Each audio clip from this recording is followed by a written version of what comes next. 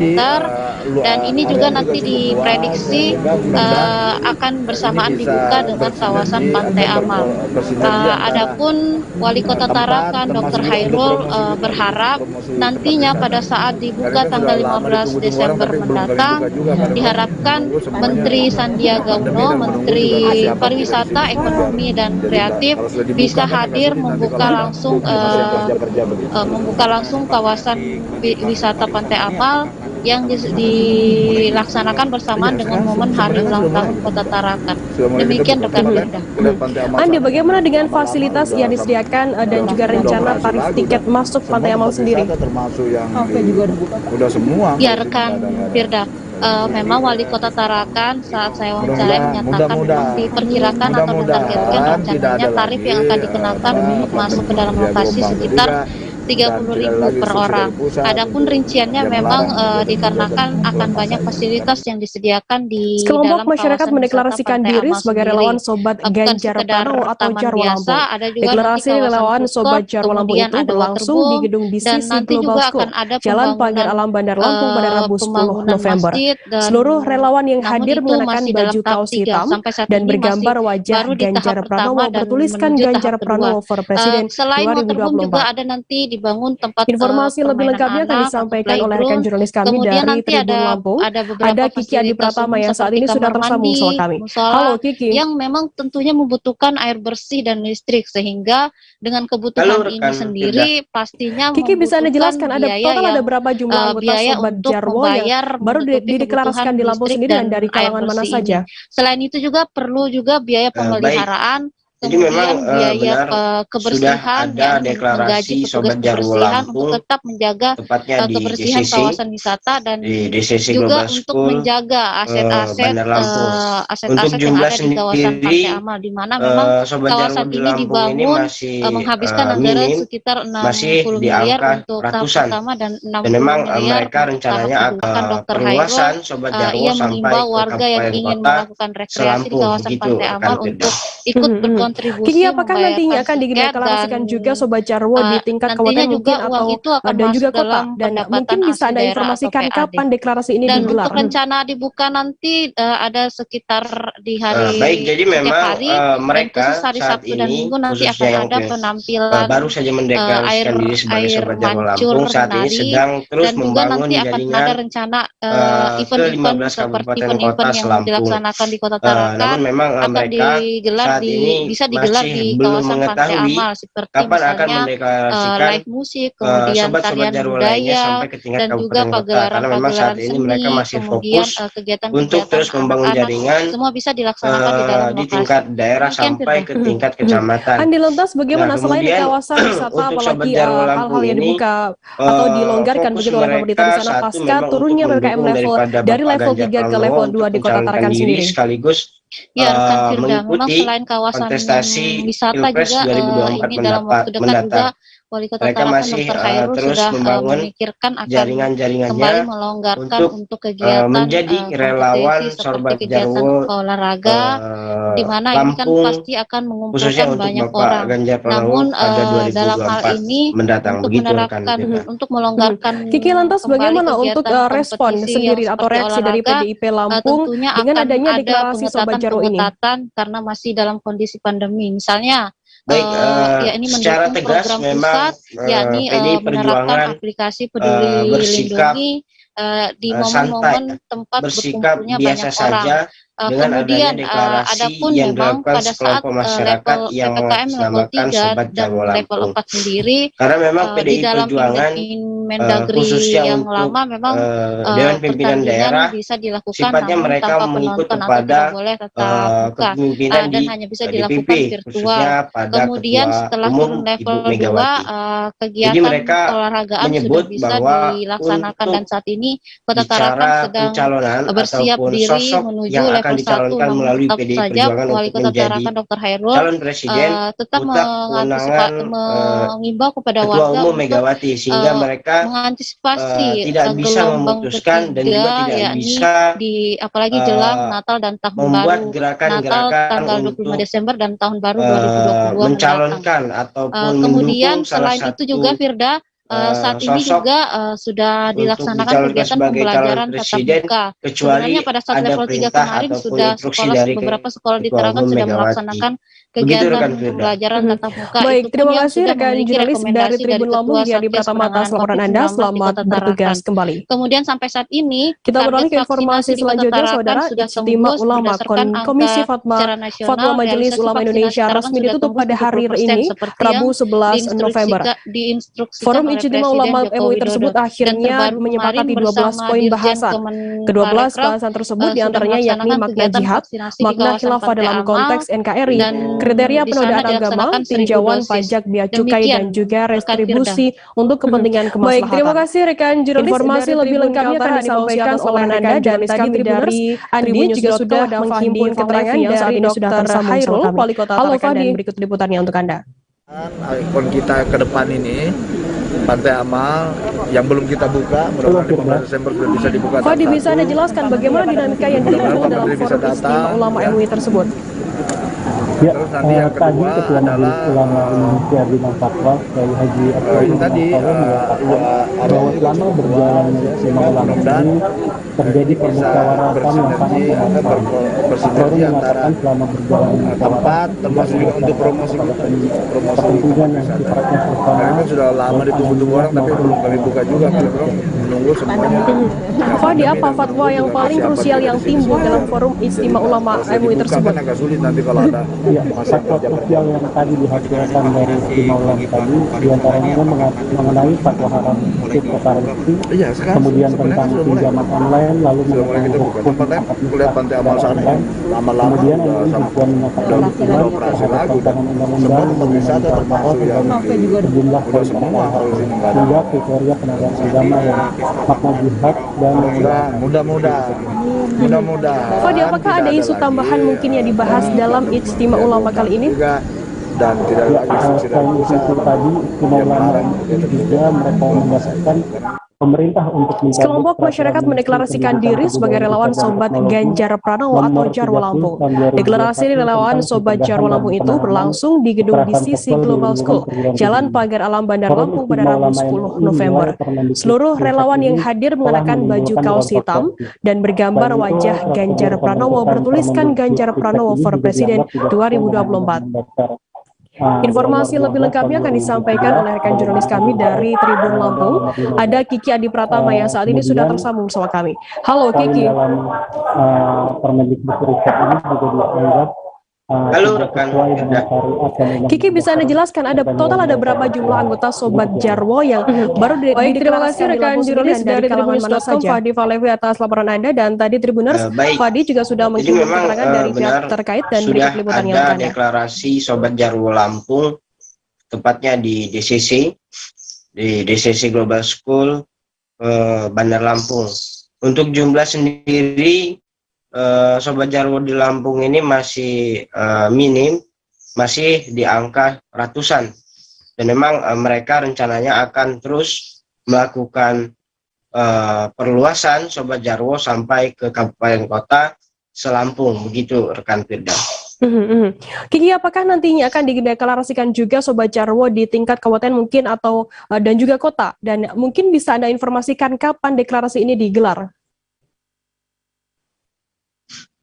Baik, jadi memang mereka saat ini khususnya yang baru saja mendeklarasikan diri sebagai Sobat Jarwo Lampung saat ini sedang terus membangun jaringan ke 15 kabupaten kota selampung. Namun memang mereka saat ini masih belum mengetahui kapan akan mendeklarasikan sobat-sobat Jarwo lainnya sampai ke tingkat kabupaten kota, karena memang saat ini mereka masih fokus untuk terus membangun jaringan di tingkat daerah sampai ke tingkat kecamatan. Nah, kemudian untuk Sobat Jarwo Lampung ini fokus mereka satu memang untuk mendukung daripada Bapak Ganjar Pranowo untuk mencalonkan diri sekaligus mengikuti kontestasi Pilpres 2024 mendatang. Mereka masih terus membangun jaringan-jaringannya untuk menjadi relawan Sobat Jarwo Lampung, khususnya untuk Bapak Ganjar Pranowo pada 2024 mendatang, begitu rekan. Kiki, lantas bagaimana untuk respon sendiri atau reaksi dari PDIP Lampung dengan adanya deklarasi? Kita beralih ke informasi selanjutnya, saudara. Puluhan nasabah korban gagal bayar asuransi jiwa bersama atau AJB Bumi Putra 1912 yang berada di Batam menggelar keuangan OJK Kepulauan Riau pada Rabu 10 November pagi. Pantauan di lokasi, masa aksi terlihat tiba di lokasi sejak pukul 9 pagi. Aksi ini sendiri terpantau berjalan damai, di mana masa aksi terlihat hanya membawa spanduk serta dijaga oleh belasan personil dari pihak kepolisian. Untuk mengetahui informasi lebih lengkapnya, saat ini kami sudah tersambung dengan jurnalis dari Tribun Batam. Ada Rebecca Ashari yang akan memberikan informasi lengkapnya untuk Anda Tribuners. Halo Rebecca. Bicara pencalonan ataupun Rebecca, sosok bagaimana yang jalannya akan aksi dicalonkan rasa yang dilakukan oleh massa dari nasabah korban gagal calon bayar presiden ini? mutlak kewenangan baik, terima kasih rekan Firda. Ketua Umum Aksi unjuk Megawati, rasa nasabah korban gagal bayar AJB Bumi Putra sendiri berlangsung tepatnya pada tanggal 10 November 2021 lalu, atau tepatnya pada hari Rabu kemarin di halaman kantor OJK Provinsi Kepulauan Riau. Pada saat pagi hari sekitar pukul 9 pagi, puluhan nasabah korban gagal bayar AJB Bumi Putra tampak berbondong-bondong menyambangi kantor OJK Provinsi Kepulauan Riau untuk menuntut kelebihan dana yang ada Baik, di OJK. terima kasih rekan jurnalis dari Tribun Lampung di Pratama atas laporan Anda. Selamat bertugas kembali. Namun tampaknya tidak menyurutkan. Kita beralih ke informasi selanjutnya, saudara. Ijtima Ulama Komisi Fatwa Majelis Ulama Indonesia resmi ditutup pada hari ini, Rabu 11 November. Berjalan dengan Forum Ijtima Ulama MUI tersebut akhirnya menyepakati 12 poin bahasan. 12 bahasan tersebut diantaranya yakni makna jihad, makna khilafah dalam konteks NKRI, kriteria penodaan agama, tinjauan pajak akan disampaikan dalam aksi unjuk rasa kali ini. Kami dari Tribunnews.com ada Fahdi Fahlevi yang saat ini sudah tersambung sama kami. Halo Fahdi. Bernama Yorinda, pihaknya menuntut untuk OJK Kepri menyetujui pencairan dana cadangan untuk membayar. Fahdi, bisa Anda jelaskan bagaimana dinamika yang timbul dalam forum Ijtima Ulama MUI tersebut? Menuturkan bahwa sesuai peraturan yang berlaku, para korban gagal bayar ini juga menilai bahwa pihak OJK dan pemerintah dalam hal ini dianggap tidak menerapkan keterbukaan informasi mengenai proses penyelesaian pembayaran klaim bagi para nasabah. Bahkan dari keterangan para nasabah sendiri diketahui bahwa permasalahan ini telah berlangsung sejak 4 tahun lalu, namun hingga saat ini para nasabah tidak kunjung menerima pencairan Fahdi, dana apakah ada sesuai isu dengan tambahan mungkin yang dibahas dalam Ijtima Ulama kali ini? Rebecca, bagaimana kemudian respon dari OJK Provinsi Kepulauan Riau sendiri dengan tuntutan-tuntutan dari para masa aksi korban gagal bayar AJB ini?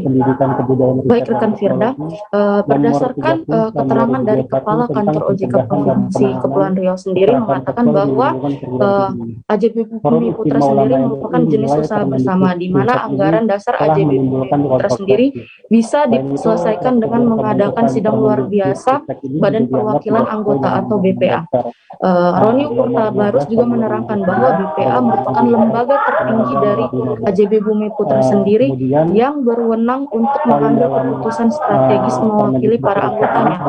Namun sayangnya sejak tanggal 26 Desember 2020 lalu, rekan jurnalis dari Tribunnews.com Fahdi Fahlevi atas laporan Anda, dan tadi Tribuners, Fahdi juga sudah menghimpun keterangan dari pihak terkait dan berikut liputannya untuk Anda. Merupakan kewenangan pengawasan dari OJK Pusat, namun kantor OJK Provinsi Kepulauan Riau sendiri mengaku menerima pengaduan dari pemegang polis AJB Bumi Putra di Kepulauan Riau dan akan segera meneruskannya kepada kantor OJK Pusat.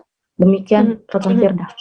Baik, terima kasih rekan jurnalis dari Tribun Batam, Rebecca Ashari atas laporan Anda, dan tadi Tribuners, Rebecca juga sudah menghimpun keterangan dari pihak terkait dan berikut liputannya untuk Anda. Selamat siang Bapak OJK yang terhormat, Bapak Ibu semuanya.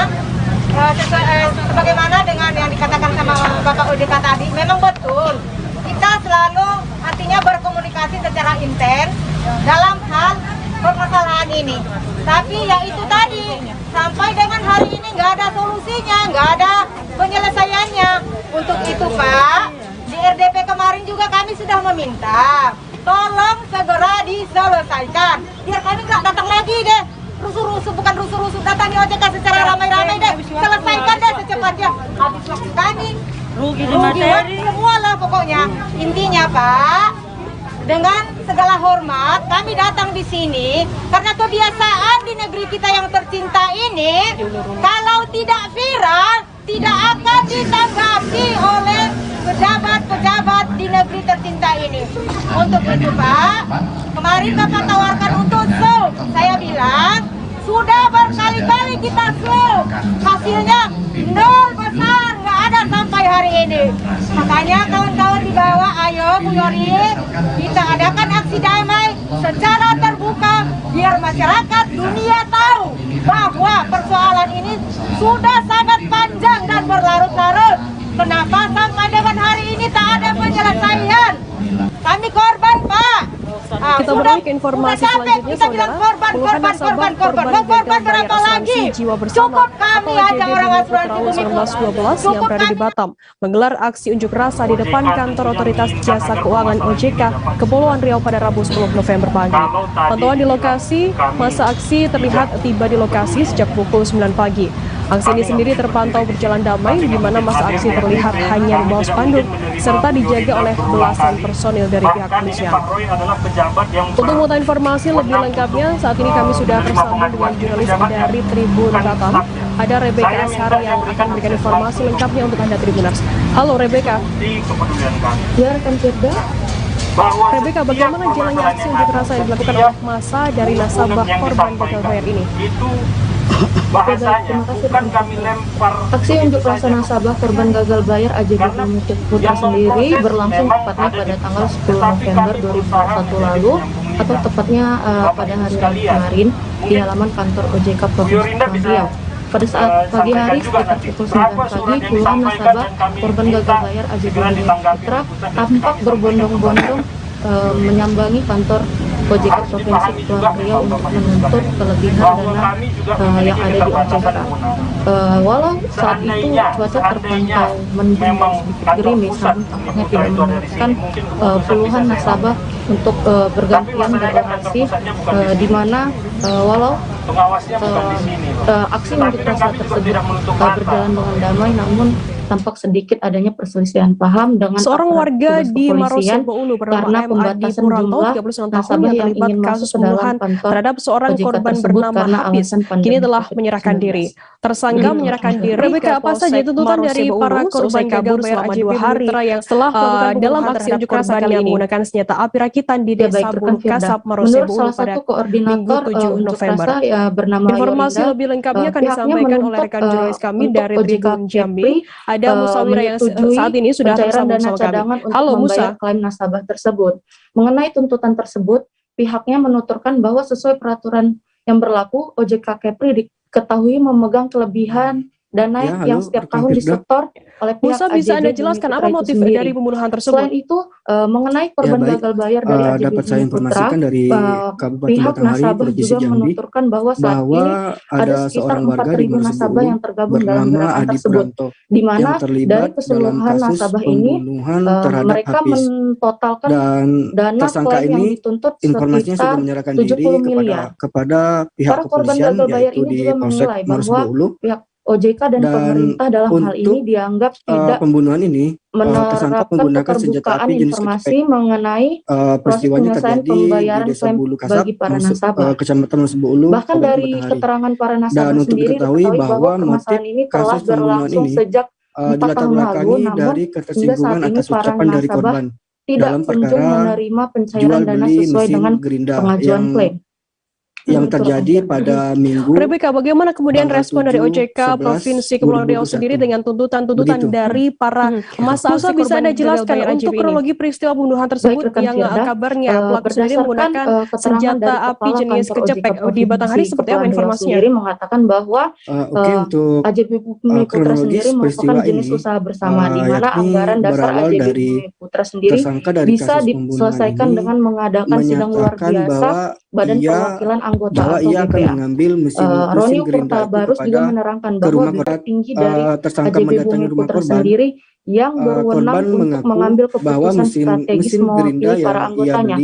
Namun terhadap sayangnya anak sejak pelaku tanggal itu tidak 26 ada di Desember rumah. 2020 Dan di lalu saat itu hingga sampai saat ini korban terdapat kekosongan Badan Perwakilan terjadi Anggota dialog KJB antara Bumi korban dan Putra itu tersangka. sendiri. Dan di saat dialog Dan itu pihak OJK sendiri tersangka menegaskan bahwa meskipun ada KJB sesuatu Bumi Putra perkataan dari merupakan korban yang kewenangan ia tidak pengawasan terima. dari OJK Lalu pusat, namun dengan kantor ringan OJK Provinsi si Kepulauan Riau tersangka sendiri ini mengaku menerima membawa senjata pengaduan api. dari Pada pemegang saat itu polis juga AJB ketika Bumi mendengar Putra di Kepulauan perkataan Riau itu, dan akan segera tersangka meneruskannya langsung kepada menembak kantor OJK. bagian kepala Demikian dari rekan korban. Anda. Baik, terima kasih rekan atas jurnalis peristiwa dari itu, Tribun Batam, korban Rebecca meninggal Sari dunia atas laporan Anda, dan tadi Tribuners Rebecca lokasi. juga sudah Begitu, menghimpun rekan keterangan dari pihak Kemudian terkait bagaimana dan kesaksian dari untuk pelaku Anda sendiri hingga ia bisa menyerahkan diri ke pihak kepolisian? Oke, dapat saya sampaikan kembali bahwa di saat peristiwa itu pada hari Minggu, pihak kepolisian sudah melakukan upaya pencarian. Dijelaskan Wakapolres Batanghari dalam konferensi pers yang dilakukan Polres Batanghari bahwa tim Polsek Wonosobo Ulu dan tim Satreskrim Polres Batanghari bekerjasama atau berkoordinasi bersama tim dari Polda Jambi untuk menangkap pelaku atas nama MAD Turanto. Dan setelah berkoordinasi bahwa dengan segala hormat kami datang di sini karena kebiasaan di negeri kita yang tercinta ini kalau tidak viral tidak akan ditanggapi oleh pejabat-pejabat di negeri tercinta ini. Si pelaku ini sudah berada di kemarin Bapak tawarkan untuk Sul, saya bilang sudah berkali-kali kita Sul. Lalu kemudian pada hari Selasa sampai hari ini. Makanya kawan-kawan di bawah, ayo Bu Yori, kita adakan aksi damai secara terbuka biar masyarakat dunia tahu bahwa persoalan ini sudah sangat panjang dan berlarut-larut. Kenapa sampai dengan hari ini tak ada penyelesaian? Kami korban, Pak. Sudah capek kita bilang korban. Mau korban berapa lagi? Cukup kami aja orang. Baik, terima kasih rekan jurnalis dari Tribun Jambi Musawira atas laporan Anda, dan tadi Tribuners Musa juga sudah menghimpun keterangan dari Kompol Andi Zulkifli, Kapolres Batanghari, dan berikut liputannya untuk Anda. Ini kok. Dia anak saya disuruh yang hadir di RDP, kami tidak mungkin menerima Bu Yorinda berulang kali. Bahkan ini Pak Roy adalah pejabat yang berwenang untuk menerima pengaduan. Ini pejabatnya, bukan stafnya.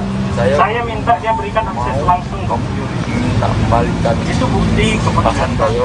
Kata dia bahwa setiap permasalahan yang ada, setiap unek-unek yang disampaikan itu bahasanya bukan kami lempar begitu saja ke pusat. Kalau deketin saksi Karena kita berantem. yang memproses memang ada di Aldo, tetapi dia kami awak berusaha cincang di sini menjadi kata penyambung dia. lidah. Aldo itu kan Bapak anak Ibu saya. sekalian, mungkin Itulah. Bu Yorinda bisa sampaikan juga nanti berapa surat yang disampaikan dan kami minta terbilang sama itu nyincang anak saya tadi. Kebetulan saya emosi. Ambil harus dipahami juga memang Bapak Ibu sekalian bahwa kami juga memiliki keterbatasan kewenangan. Seandainya memang kantor pusat Bumi Putra itu ada di sini, mungkin keputusan bisa saya ambil. Sadar. Tapi masalahnya kan kantor pusatnya bukan di sini. Untuk buruh babi, Pak. Pengawasnya Kerjain bukan saya di sini. hari-hari. Tetapi kan kami juga tidak menutup mata. Lah sudah. Seorang warga di Marosebo Ulu bernama MAD Puranto, 31 tahun, yang terlibat kasus pembunuhan terhadap seorang korban bernama Hafiz, kini telah menyerahkan diri.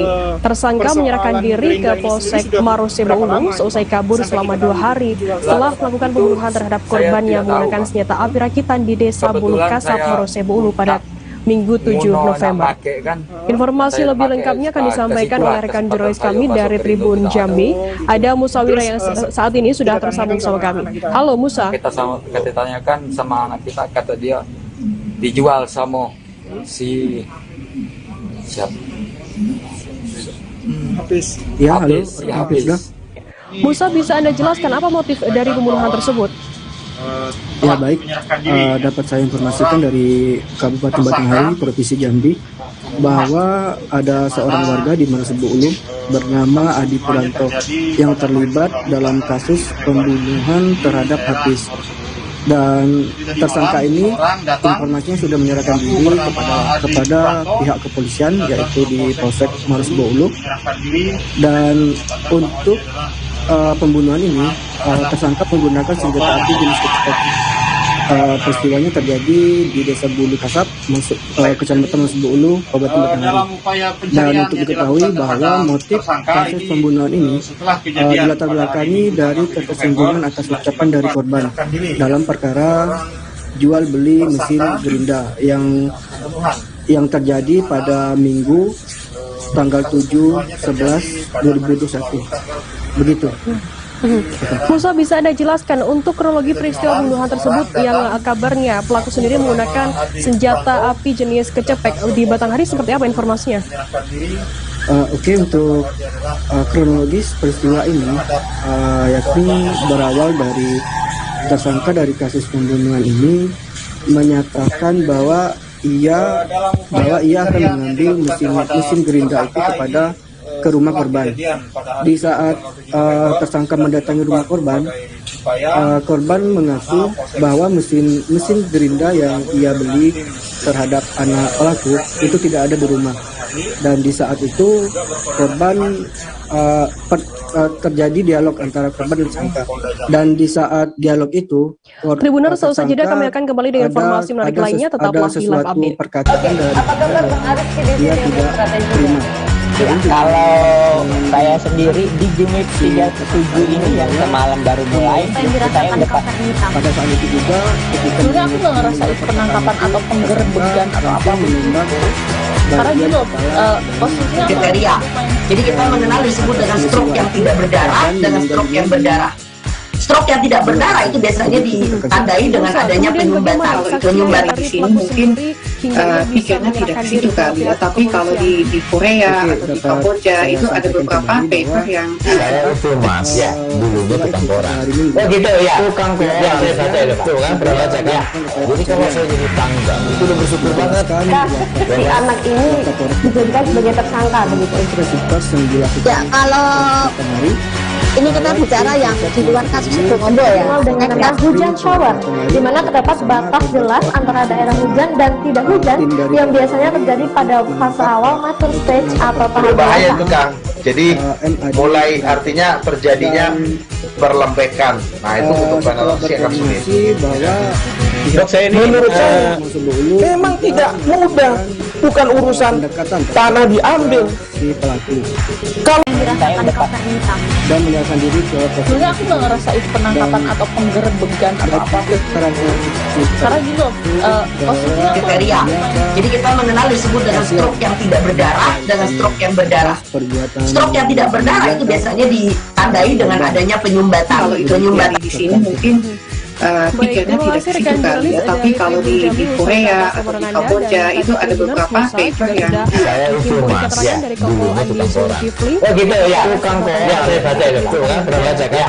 Jadi kalau saya jadi tangga itu udah bersyukur banget. Si anak ini dijadikan sebagai tersangka begitu. Ya, kalau ini kita bicara yang di luar kasus itu ngomong ya. Dengan hujan shower, di mana terdapat batas jelas antara daerah hujan dan tidak hujan yang biasanya terjadi pada fase awal mature stage atau tahap berbahaya itu Kang. Jadi mulai. Terima kasih Anda masih bersama kami di Live Update. Kita beralih ke informasi selanjutnya, saudara. Petani di Desa Jati, Kecamatan Pulau Pinang, Kabupaten Lahat mengalami gagal panen. Dari 140 hektar hamparan padi yang ada di desa tersebut, 40 hektar gagal panen. Kegagalan hasil panen tersebut terangnya membuat mereka merugi. Meski tidak seluruh tanaman padi, namun jika tetap dibiarkan akan menambah kerusakan dan juga kerugian. Informasi lebih lengkapnya akan disampaikan oleh rekan jurnalis kami dari seribuku.com, ada Edi Amin, yang saat ini sudah tersambung bersama kami. Halo Edi. Ya, halo Firda. Edi, bisa Anda jelaskan apa penyebab dari gagal panen ini? Tidak ada. Ya, dapat kami sampaikan bahwasanya terjadi serangan hama tepi dengan serangan hama tikus, tapi yang begitu masif menyerang padi petani warga di Desa Jati, Kecamatan Pulau Pinang, Kabupaten Lahat, yaitu serangan kepi. Pokok mulainya saya mulai. Kemudian apa yang dilakukan petani di sana akibat adanya serangan hama ini? Apa kemudian dampak yang dialami oleh para petani? persoalan ya, Gerinda ini melihat sendiri sudah masifnya berapa lama serangan kepi ini ke sawah-sawah warga membuat warga harus lebih cepat, harus panen lebih awal untuk menyelamatkan sisa-sisa padi yang sejauh ini masih bisa dikonsumsi atau belum terserang hama kepi ini, Berda. Untuk tanggapan dari pihak perangkat desa sendiri maupun dari petani di sana, seperti apa tanggapan mereka terkait hal ini? Ya, pada dasarnya mereka sangat mengeluh karena dari hampir 140 hektar petani padi yang ada di desa tersebut, 40 hektar diperkirakan gagal panen. Kemudian hasil padi yang bisa dipanen juga itu kemungkinan besar tidak bisa dijual karena memang kualitasnya belum terlalu sempurna, karena panennya lebih awal. Jika sebelumnya petani akan panen padi jika sudah 100 hari masa tanam, ini belum sampai baru 40 hari masa tanam mereka sudah melakukan panen lebih awal untuk mengamankan padi-padi yang sejauh ini belum dimakan oleh hama tersebut, Kerta. Baik, terima kasih rekan jurnalis dari sripaku.com Ehdi Amin atas laporan Anda, dan tadi Tribuners Ehdi juga sudah menghimpun keterangan dari Kades Jati bernama Hadi Darmawan. Berikut liputannya untuk Anda. Tersangka Desa Jati ini apa yang terjadi, kan? Yang pasti kan kalau kata desa dusun itu kepi, selain dari Dipos itu ada kepi, jadi masih banyak ibaratnya petani itu secara proses daripada dia merugi gitu kan, jadi mencari dia lah panen, masih panen dini gitu kan, ya berarti secara langsung itu mempengaruhi kualitas apa yang bakal didapat gitu kan, karena itu posisi panennya dia belum maksimal tapi padinya sudah dipanen gitu. Jauh ini seberapa banyak Pak, yang warga kita yang kena serangan kepi ini? Itu terkait kepi itu, ini kan ada dua macam hama, yang tipus, yang kepi, iya kan. Jadi kemarin itu pernah juga kita sebelum proses penanaman pernah ada. Tribuners, selesai jeda kami akan kembali dengan informasi menarik lainnya, tetaplah di live update. Oke, apa kabar Bang Arif dari strateginya? Kalau saya sendiri di unit 37 ini yang semalam baru mulai, saya mendapat.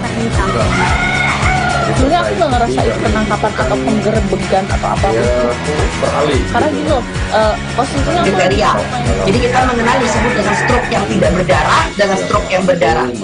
Stroke yang tidak berdarah itu biasanya ditandai dengan adanya penyumbatan. Kalau itu penyumbatan di sini mungkin pikirnya tidak ke situ kali ya, tapi kalau di Korea atau di Kamboja itu ada beberapa paper yang saya itu Mas, dulunya tukang koran. Oh gitu ya, tukang koran. Ya, saya baca itu. Seorang mayat perempuan tanpa itu udah bersyukur banget. Si anak ini dijadikan sebagai tersangka begitu. Ya, kalau ini kita bicara yang di luar kasus Sukondo ya, dengan hujan shower, di mana terdapat batas jelas antara daerah hujan dan tidak hujan yang biasanya terjadi pada fase awal stage atau berbahaya itu Kang. Jadi mulai artinya terjadinya perlembekan. Nah itu untuk penanganan akan sulit gitu ya. Dok, saya ini menurut saya memang tidak mudah, bukan urusan tanah diambil. Kalau misalnya Amerika Serikat sekarang, Rasulullah mengatakan dalam sebuah hadis bahwa berpuasa di 6 hari Syawal. Rezi, bisa Anda jelaskan, bisa Anda ceritakan bagaimana penemuan jasad korban perempuan tanpa dibatasi ini? Harus di sini strateginya. Kalau saya sendiri di unit 37 ini yang semalam baru mulai, saya mendapat. Karena ditemukan oleh sebenarnya aku nggak ngerasa itu penangkapan atau penggerebekan atau apa kan melihat karena gitu posisinya kriteria. Jadi kita mengenal disebut dengan stroke yang tidak berdarah dengan stroke yang berdarah. Stroke yang tidak berdarah itu biasanya ditandai dengan adanya penyumbatan. Kalau itu penyumbatan di sini mungkin pikirnya tidak ke situ kali ya, tapi kalau di Korea atau di Kamboja itu ada beberapa paper yang kemudian temuan ini selanjutnya dia apakah gitu ya, tukang koran. Ya, saya baca itu kan, pernah baca kan. Jadi kalau saya jadi tanggung itu udah bersyukur banget. Si anak ini dijadikan sebagai tersangka begitu. Dan juga ya, kalau ini kita bicara yang di luar kasus Sukondo ya, dengan hujan shower, di mana terdapat batas jelas antara daerah hujan dan tidak hujan yang biasanya terjadi pada fase awal stage atau tahap berbahaya itu Kang. Jadi mulai dugaan penyebab kematian korban. Masih bersama kami di live update. Kita beralih ke informasi selanjutnya, saudara. Petani di Desa Jati, Kecamatan Pulau Pinang, Kabupaten Lahat mengalami gagal panen. Dari 140 hektar hamparan padi yang ada di desa tersebut, 40 hektar gagal panen. Kegagalan hasil panen tersebut terangnya membuat mereka merugi. Meski tidak seluruh tanaman padi yang diserang, namun jika tetap dibiarkan akan menambah kerusakan dan juga kerugian. Informasi lebih lengkapnya akan disampaikan oleh rekan jurnalis kami dari Tribuners. Tadi jurnalis kami juga sudah saat ini sudah keterangan dari Komandan Regu Februs Hanggara berikut liputannya untuk Anda. Tadi bisa info jamnya jam berapa Pak? Baik, untuk kita mendapat informasi dapat kami sampaikan bahwasanya terjadi serangan hama tepi dengan serangan hama tikus tapi yang begitu masif menyerang padi petani warga di Desa Jati, Kecamatan Pulau Pinang, Kabupaten Lahat. Persiapan kita sampai di lokasi jam. Kemudian apa yang dilakukan petani di sana akibat adanya serangan hama ini apa? Kemudian dampak yang dialami oleh para petani. Polsek tempat yang sudah hadir. Melihat masifnya serangan kepi ini ke sawah-sawah warga membuat warga harus menuju ke rumah sakit. Harus panen lebih awal. Kondisinya kondisi sisa padi yang sudah ini kita masih bisa sampai di sana atau belum sudah terserang dipastikan hama kepi ini berdampak. dalam keadaan untuk tanggapan dari pihak untuk data korban Pak, apakah sudah diketahui Pak? Untuk data korban kita masih merespon. Ya, pada dasarnya mereka sangat mengeluh karena dari hampir 140 hektar petani padi yang ada di desa tersebut. Untuk dievakuasi dibawa kemana Pak?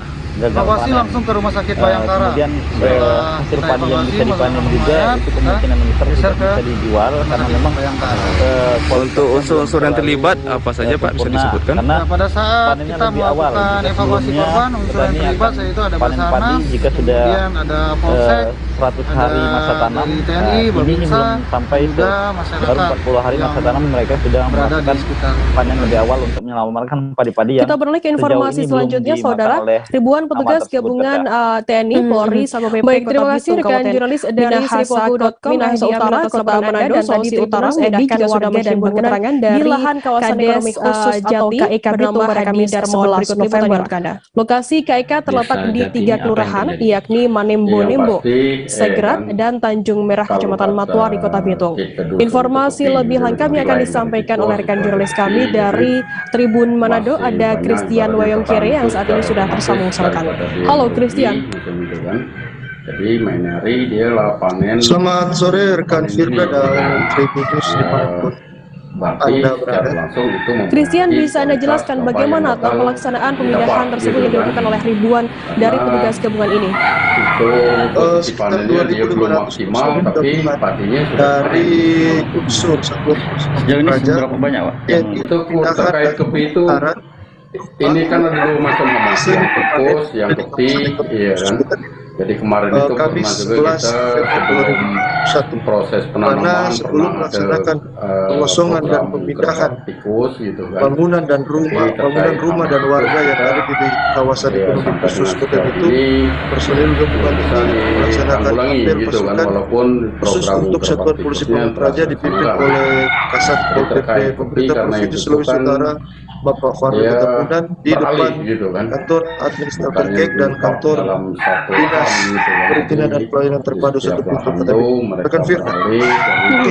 Siapa saja dan berapa banyak personel yang terlibat dalam kegiatan kali ini? Setiap sawah warga diserang kepi ini. 2.500 kira-kira gitu loh. Terdiri dari hampir dari setiap lahan petani itu terkena hama itu.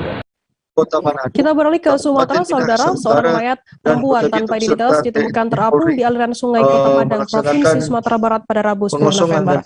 Mayat ini ditemukan dalam kondisi mengapung di aliran sungai dekat Muaro Penjalinan, Kelurahan Bungo Pasang, Kecamatan Koto Tengah, Padang, Sumbar. Korban kemudian dievakuasi ke Rumah Sakit Bayangkara setempat. Informasi lebih lengkapnya akan disampaikan oleh rekan jurnalis kami dari Tribun Padang, ada Rezi Aswar yang saat ini sudah tersambung bersama kami. Halo Rezi. Eksekusi tersebut melibatkan 2 kendaraan berat, 2 eksavator yang digunakan untuk bangunan rumah yang telah kosong, yang sudah tidak ada. Sebelum pelaksanaan pengosongan atau pemindahan warga dan Rezi, bisa Anda jelaskan, bisa Anda ceritakan bagaimana penemuan jasad korban perempuan tanpa identitas ini? Diberi waktu dan kesempatan untuk mengeluarkan barang-barang mereka sambil ditemukan kemarin sekitar pukul 10.00 waktu Indonesia bagian barat. Christian, apakah Kota Bitung di wilayah Sagrat untuk menampung mereka pasca dipindahkan. Rezi, kemudian apakah saat ini sudah ada update terkini terkait identitas korban sendiri dan dugaan penyebab kematian dari pemerintah setempat terkait adanya pemindahan ini? Untuk update terkini di mana pihak respon sudah dari mengetahui pemerintah identitas khususnya korban yaitu bernama Suryati Dormor yang sekitar 40 tahun warga Kecamatan Lubuk Hilangan, Kota Padang, Sumatera Barat. Namun sekitar pukul 11 waktu Indonesia bagian barat hari ini, pihak keluarga sudah menjemput jenazah korban di rumah sakit dan dibawa ke Kota Bukit Tinggi untuk dimakamkan. Baik, Tribuners, tadi jurnalis kami juga sudah menghimpun keterangan dari Komandan Regu, Februs Hanggara. Berikut liputannya untuk Anda.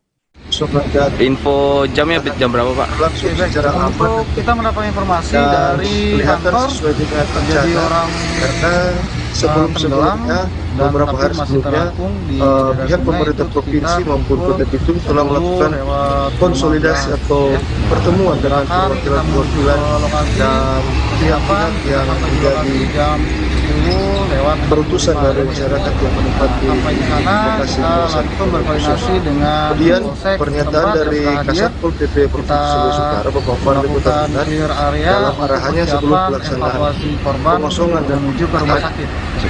Untuk kondisinya, Pak? Kondisi sesudah kita sampai di sana sudah dipastikan oleh DKI bahwasanya korban untuk data korban, Pak, apakah sudah diketahui, Pak? Nah, untuk data korban kita masih merespon dari kantor. Saat ini datanya yang jelas jenis kelaminnya perempuan. Baik, terima kasih rekan jurnalis dari Tribun Manado, Christian Waingkara. Untuk dievakuasi dibawa kemana, Pak? Christian juga sudah langsung ke Rumah Sakit Bayangkara dari Kapolres Bitung, KBP Alam Kusuma Irawan dan juga Dongwan perwakilan dari seorang warga.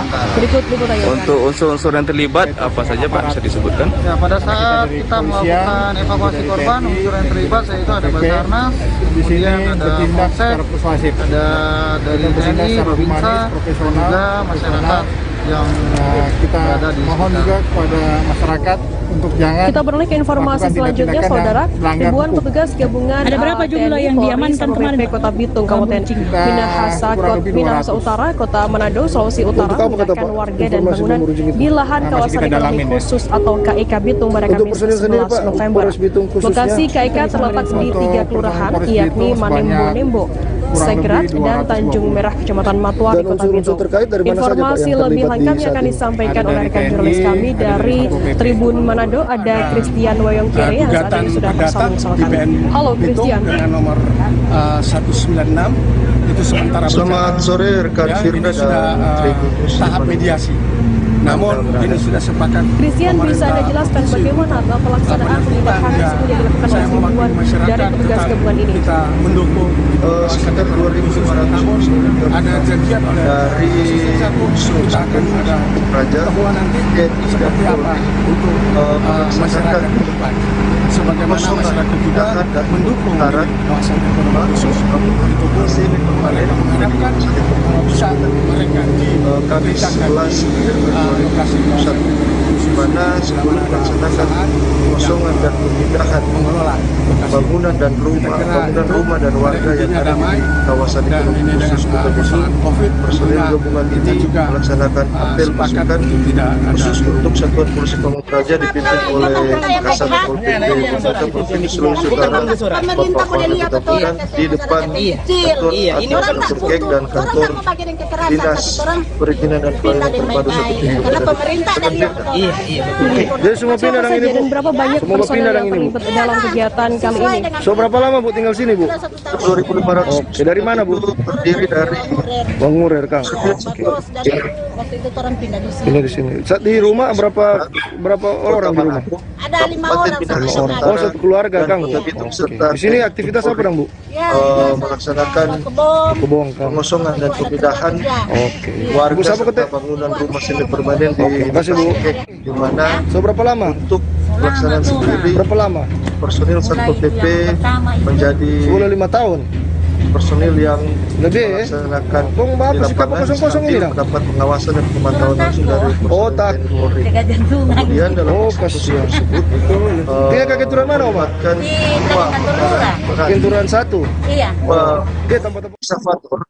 Kita beralih ke Jawa Barat, saudara. Tanggul Sungai Cisunggalah jebol hingga terjadi banjir bandang di Desa Panyadap, Kecamatan Solokan Jeruk, Kabupaten Bandung pada Rabu 11 November. Banjir tersebut mengakibatkan 3 rumah rusak berat dan 2 rumah rusak ringan. Kini warga dan petugas bergotong royong membersihkan rumah dan fasilitas umum dari lumpur sisa banjir. Informasi lebih lengkapnya akan disampaikan oleh rekan jurnalis kami dari Tribun apakah Jabar. dari Ada masyarakat Lutfi sendiri Ahmad yang saat ini sudah apakah ada kami. penolakan Halo, begitu dari masyarakat terkait adanya pemindahan oleh pihak Satpol PP dan juga TNI Polri? Dari amatan kami di lapangan, masyarakat tidak memperlihatkan atau menunjukkan penolakan Lutfi, bisa dijelaskan kapan terjadi tanggul jebol tersebut di Solokan Jeruk dan juga bagaimana saat ini kondisi terkininya? Pak Dongwanta untuk tanggul jebol di Solokan Jeruk tersebut terjadi sekitar pukul 4 sore. Mereka akan saat keadaan hujan, walaupun hujan tidak deras, namun di hulu Sungai Cisunggalah hujan begitu deras dan cukup lama sehingga arus air dan debit air Sungai Cisunggalah cukup tinggi. Adapun TPT yang berada di desa tersebut tidak kuat menahan arus air hingga terjadi jebol dan bagaimana kemudian respon dari pemerintah setempat terkait adanya pemindahan ini? RW 17 Desa Panyadap terendam banjir. Akibat banjir tersebut 100 kakak ikut terdampak dan terdapat 3 rumah rusak berat dan 2 rumah rusak ringan. Lutfi, apakah warga setempat ini sempat menyelamatkan barang-barang mereka saat banjir melanda rumah mereka? Kebetulan sudah untuk warga sekitar yang ini banjir di sana sudah surut dan apa yang dilakukan oleh warga sekitar? Apakah juga ada yang mengungsi saat ini? Pihak-pihak yang menjadi untuk banjir di Solokan Jeruk sendiri tidak ada yang mengungsi. Air pun sudah surut karena air begitu cepat seperti melintas saja. Namun akibat lintasan ataupun arus deras yang dalam air tersebut beberapa rumah warga hingga jebol, beberapa tembok rumah warga hingga jebol dan mengakibatkan kerusakan yang cukup parah. Dan tidak ada Oke, lantas kemudian bagaimana antisipasi dari tanggul jebol tersebut? Untuk antisipasi dari tanggul yang jebol, pihak petugas aparat setempat dan masyarakat bergotong royong untuk menutupi tanggul tersebut dengan sementara menggunakan pasir. Baik, terima kasih rekan jurnalis dari Tribun Manado Christian Wangkir atas laporan Anda, dan tadi Tribuners Christian juga sudah mengirimkan keterangan dari Kapolres Bitung KBP Alam Sumairawan dan juga Dongwantah perwakilan dari seorang warga. Baik, Tribuners jurnalis kami tadi juga sudah mengirimkan keterangan dari seorang warga bernama Nina Karlina. Berikut liputannya untuk Anda. Dan juga dari Satpol PP. Kan biasanya kalau banjir ini kan secara persuasif seperti ini kita bertindak secara humanis, profesional, di luar. Kita mohon juga kepada masyarakat untuk jangan melakukan tindak-tindakan yang melanggar hukum. Ada berapa jumlah yang diamankan kemarin? Luar juga gak bisa tadi. Kita kurang lebih 200. Itu untuk apa? Untuk personil sendiri Pak, Polres Bitung khususnya. Untuk personil Polres Bitung kurang lebih jam berapa sih? Dan unsur-unsur terkait dari mana saja Pak yang terlibat di kondisinya hujan gede atau bagaimana? enggak, kondisinya itu udah kayak dari gunung, dari gugatan perdata kiriman Bitung dengan nomor ini yang rumah 196 yang rusak apa aja? Sementara berjalan. Ya, ini sudah tahap mediasi. Namun ini sudah sepakat pemerintah provinsi untuk ya saya mewakili masyarakat tetap kita mendukung. Harapannya buat kita gimana? Ada janjian oleh asisten satu, kita akan ada pertemuan nanti di daerah sini sering banjir masyarakat sebagaimana masyarakat juga mendukung ini kawasan ekonomi khusus. pelan mungkin ya Bu ya biasanya Saat mereka mengerjakan lokasi khusus, bagaimana perusahaan nggak ada selokan banjir-banjir kecil mungkin ya Bu ya. Bu, untuk barang-barang ada yang terselamatkan atau semua nggak terselamatkan karena cepat hancur semuanya Bu, termasuk barang elektronik juga ya Bu. Kecelakaan melibatkan 4 kendaraan terjadi di Sumber Lawang, Sragen, Jawa Tengah pada Kamis 11 November sekira pukul 8 pagi waktu Indonesia Barat. Tempat kejadian kecelakaan tepatnya di Jalan Purwodadi Solo di depan SDN 1 Kacangan Dukuh Sari, RT 1 Kelurahan Kacangan. Berapa lama Bu tinggal sini Bu? Sragen. Keempat kendaraan tersebut yakni bus Prela, kemudian kendaraan Honda Mobilio, kendaraan Toyota dan juga sepeda motor. Di rumah berapa orang? Informasi lebih lengkapnya akan disampaikan oleh rekan keluarga kami dari Tribun di sini Solo, aktivitas ada apa Bu? Kristin yang saat ini sudah tersambung sama kami. Halo Kristin. Oke. Ibu siapa Kristin, bisa Anda jelaskan bagaimana kronologi cerita kronologi berapa lama? tersebut? Lama tuh. Berapa lama? Mulai yang pertama itu di 5 tahun. Di Kecamatan Kacangan di kosong ini lah. pada waktu hari ini. Oh, takut. Oh, kasihan. Dia kaget turun mana, Oma? Di belakang kantor Lurah. Kenturan 1. Iya. Oh. Bermula saat Bisrela. Kita beralih ke Jawa Barat, saudara. Tanggul Sungai Cisunggalah jebol hingga terjadi banjir bandang di Desa Panyadap, Kecamatan Solokan Jeruk, Kabupaten Bandung pada Rabu 11 November. Banjir tersebut mengakibatkan 3 rumah rusak berat dan 2 rumah rusak ringan. Kini warga dan petugas bergotong royong membersihkan rumah dan fasilitas umum dari lumpur sisa banjir. Informasi lebih lengkapnya akan disampaikan oleh rekan jurnalis kami dari Tribun Jabar. Ada Lutfi Ahmad yang saat ini sudah tersambung sama kami. Halo Lutfi. Polres Sragen, Ibda Irwan mengatakan bahwa saat mengendarai sopir Bisrela dengan Halo rekan Lutfi. Ya, selamat sore Firda. Lutfi, bisa Anda jelaskan kapan terjadi tanggul jebol tersebut di Solokan Jeruk dan juga bagaimana saat ini kondisi terkininya? Untuk tanggul jebol di Solokan Jeruk tersebut terjadi sekitar pukul 4 sore saat keadaan hujan, walaupun hujan tidak deras, namun di hulu Sungai Cisunggalah hujan begitu deras dan cukup lama sehingga arus air dan debit air Sungai Cisunggalah Kristin, bisa Anda jelaskan bagaimana saat ini kondisi dari korban yang mengalami luka-luka tersebut?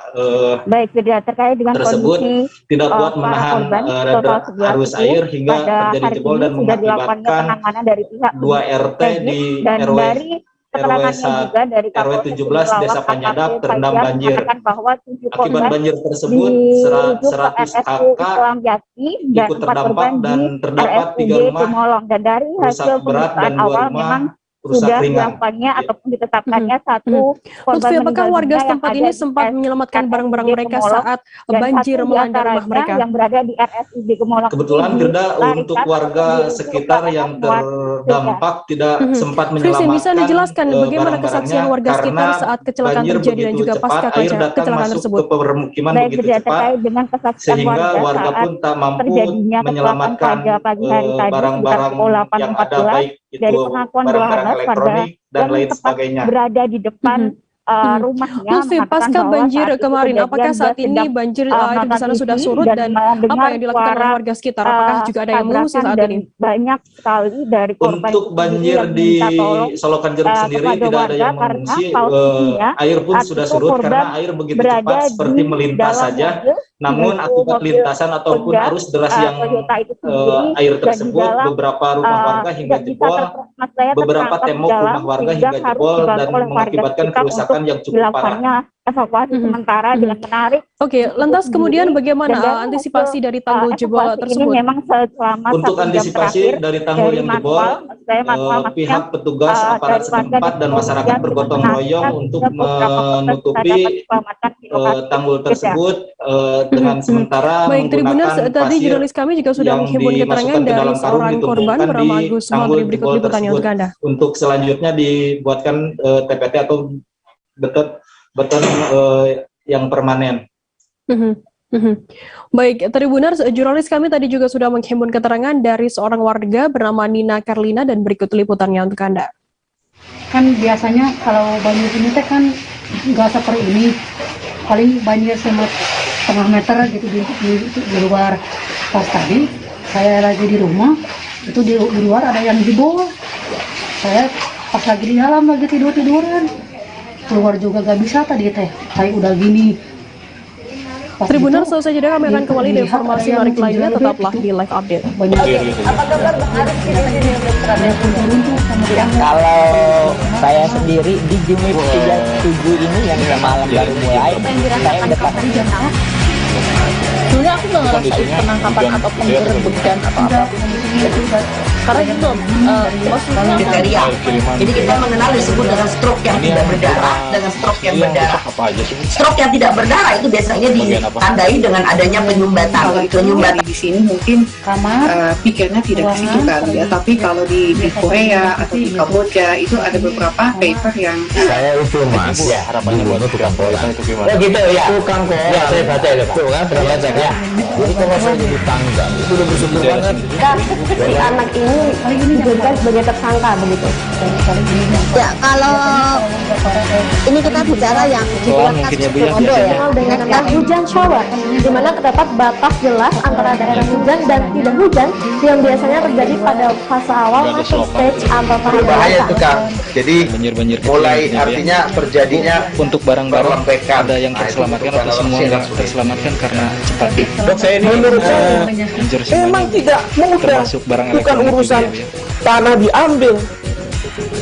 Kalau misalnya Amerika Serikat sekarang, Rasulullah mengatakan dalam sebuah hadis bahwa berpuasa di 6 hari Syawal itu Kacangan Dukuk Kebonsari, RT 1 Kelurahan Kacangan Selatan Sumber Lawang Sragen.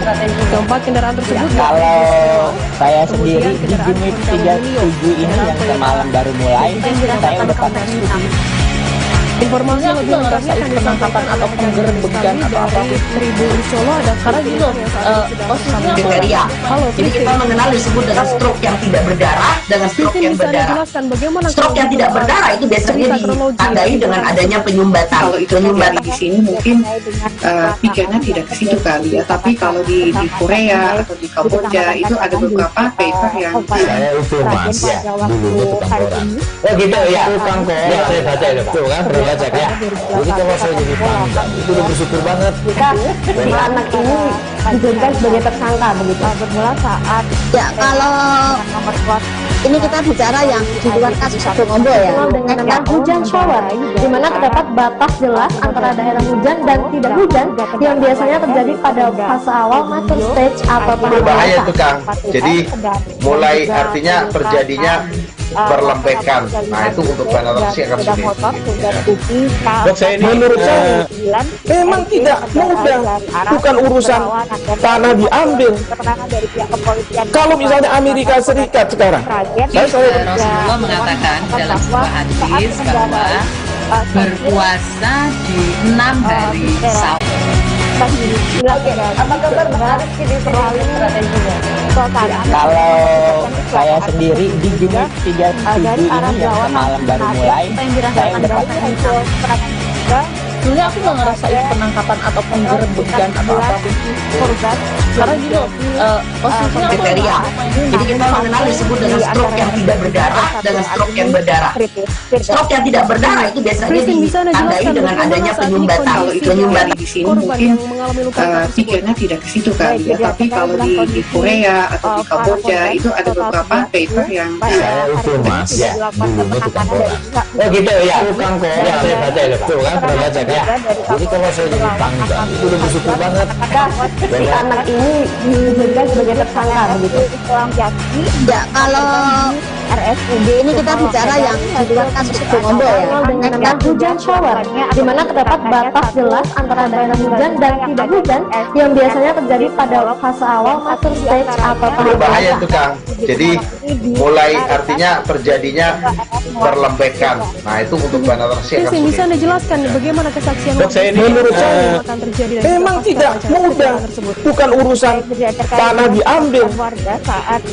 Kalau misalnya Amerika Serikat sekarang, Rasulullah mengatakan dalam sebuah hadis bahwa berpuasa di 6 hari Syawal kejadian dan ledak makan isi dan mendengar suara tabrakan dan banyak di alam. Kalau saya sendiri di unit 37 ini yang semalam baru mulai, saya udah pasti korban berada di ini aku nggak ngerasain penangkapan atau penggerbegan atau apa karena gini loh posisinya kriteria.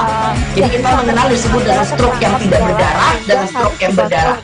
Stroke yang tidak berdarah itu biasanya ditandai dengan adanya penyumbatan. Penyumbatan di sini mungkin pikirnya tidak ke situ kali ya, tapi kalau di Korea atau di Kamboja itu ada beberapa paper yang Saya itu Mas, ya, dulunya tukang koran. Oh gitu ya, tukang koran. Ya, saya baca itu Pak. Kan pernah baca kan? Jadi kalau saya jadi tangga, itu udah bersyukur banget. si anak ini diduga sebagai tersangka begitu. Ya, kalau ini kita bicara yang di luar kasus Bongombo ya. Dengan hujan shower, di mana terdapat batas jelas antara daerah hujan dan tidak hujan yang biasanya terjadi pada fase awal master stage atau tahap Berbahaya tuh Kang. Jadi mulai artinya terjadinya perlembekan. Nah itu untuk penetrasi akan sulit. Gitu ya.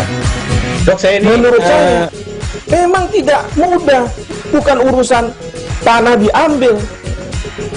Kalau misalnya Amerika Serikat sekarang, Rasulullah mengatakan dalam sebuah hadis bahwa berpuasa di 6 hari Syawal itu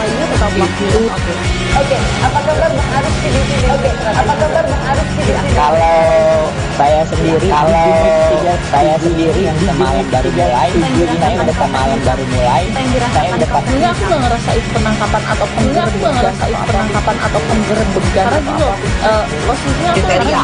Jadi kita mengenal kriteria stroke yang tidak berdarah dan stroke yang tidak berdarah. Stroke yang tidak berdarah itu biasanya ditandai dengan adanya penyumbatan. Penyumbatan dengan adanya penyumbatan. Penyumbatan di sini mungkin kali ya, tapi kalau pikirnya tidak Korea ya, tapi kalau itu ada Korea, Kamboja itu ada beberapa paper yang Oh gitu ya, ya saya baca itu. Oh gitu ya, ya saya baca itu. Kan pernah baca kan? Udah bersyukur banget saya jadi tangga. Si anak ini diduga sebagai tersangka. Kalau ini kita bicara yang di luar kasus Bongombo ya. Dengan hujan shower, di mana terdapat hujan shower di mana terdapat batas jelas antara yang biasanya terjadi pada hujan awal yang biasanya terjadi pada berbahaya tuh Kang. Jadi berbahaya itu artinya terjadinya mulai artinya terjadinya itu untuk perlembekan. Nah itu untuk penetrasi. Dok, saya ini menurut saya bukan urusan tanah diambil, urusan tanah diambil. Kalau misalnya Amerika Serikat sekarang, Rasulullah mengatakan dalam sebuah hadis berpuasa di 6 hari Syawal itu Kalau saya sendiri yang semalam baru mulai, saya udah semalam baru mulai, saya udah pasti. ini aku nggak ngerasain penangkapan atau penggerbegan karena gini loh posisinya kriteria. Jadi kita mengenal kriteria stroke yang tidak berdarah dan stroke yang tidak berdarah. Stroke yang tidak berdarah itu biasanya ditandai dengan adanya penyumbatan. Penyumbatan dengan adanya penyumbatan. Penyumbatan di sini mungkin kali ya, tapi kalau pikirnya tidak Korea ya, tapi kalau itu ada Korea, Kamboja itu ada beberapa paper yang Oh gitu ya, ya saya baca itu. Oh gitu ya, ya saya baca itu. Kan pernah baca kan? Udah bersyukur banget saya jadi tangga. Si anak ini diduga sebagai tersangka. Ya, kalau Ya, ini kita bicara yang di luar kasus itu. Ini kita bicara yang di luar kasus itu. Di mana terdapat hujan shower antara di mana terdapat batas hujan antara yang biasanya terjadi pada hujan awal yang biasanya terjadi pada berbahaya jika jadi berbahaya jika artinya jadi jadinya mulai artinya terjadinya itu untuk perlembekan. Nah itu untuk menurut saya menurut saya bukan urusan tanah diambil, bukan urusan tanah diambil. Kalau misalnya Amerika Serikat sekarang, kalau misalnya Amerika Serikat sekarang, Rasulullah mengatakan dalam sebuah hadis berpuasa 6 hari Syawal, 6 hari Syawal itu. Oke, apa kabar Bang Arif di sini? Oke, apa kabar Bang Arif di sini? Kalau saya sendiri, yang semalam baru mulai, saya udah semalam baru mulai, saya udah pas. Enggak, aku nggak ngerasain penangkapan atau penggerebekan karena gini, maksudnya kriteria. Jadi kita mengenal kriteria stroke yang tidak berdarah disebut dengan stroke yang tidak berdarah. Stroke yang tidak berdarah itu biasanya ditandai dengan adanya penyumbatan. Penyumbatan dengan adanya penyumbatan. Pikirnya tidak situ kali ya, tapi kalau pikirnya tidak Korea, tapi kalau itu ada Korea, Kamboja itu ada beberapa paper yang gitu ya. Ya saya baca itu. Gitu ya. Ya saya baca itu. Ya udah bersyukur banget saya jadi tangga. Si anak ini dijadikan sebagai anak kami, dijadikan sebagai tersangka. Kalau ya, ini kita bicara yang di luar kasus itu. Ini kita bicara yang di luar kasus itu. Di mana terdapat hujan shower antara di mana terdapat batas hujan antara yang biasanya terjadi pada hujan awal yang biasanya terjadi pada berbahaya jika jadi berbahaya jika artinya jadi jadinya mulai artinya terjadinya itu untuk perlembekan. Nah itu untuk menurut saya bukan urusan tanah diambil, bukan urusan tanah diambil. Kalau misalnya Amerika Serikat sekarang, Rasulullah mengatakan dalam sebuah hadis bahwa berpuasa 6 hari Syawal itu. Warga Jalan Himalaya Kem 2, Kelurahan Kalau saya sendiri di unit 37 ini yang semalam baru mulai, saya informasi lebih lengkapnya akan disampaikan oleh sebenarnya aku nggak ngerasain penangkapan atau penggerebekan atau apapun yang saat ini sudah karena gini kriteria. Jadi kita mengenal disebut dengan stroke yang tidak berdarah dengan stroke yang berdarah. Stroke yang tidak berdarah itu biasanya ditandai dengan adanya penyumbatan. Penyumbatan di sini mungkin pikirnya tidak ke situ kali ya, tapi kalau di Korea atau di Kamboja itu ada beberapa paper yang saya itu mas ya saudara Rozik. Oh gitu ya. Ya saya baca itu kan pernah baca ya. Rumahnya saya jadi tangga. Itu bersyukur banget. Si anak ini dijadikan sebagai tersangka begitu. Soal kehilangan. Ya kalau ini kita bicara yang di luar kasus itu ya. Dengan hujan shower, di mana terdapat batas jelas antara daerah hujan dan tidak hujan yang biasanya terjadi pada fase awal master stage atau tahap berbahaya basah. jika jadi mulai artinya terjadinya perlembekan. Nah itu untuk akan sulit. Terparkir di teras. Dok saya ini menurut saya memang tidak mudah, bukan urusan tanah diambil. Kalau misalnya Amerika Serikat sekarang, Rasulullah mengatakan dalam sebuah hadis bahwa berpuasa 6 hari Syawal itu.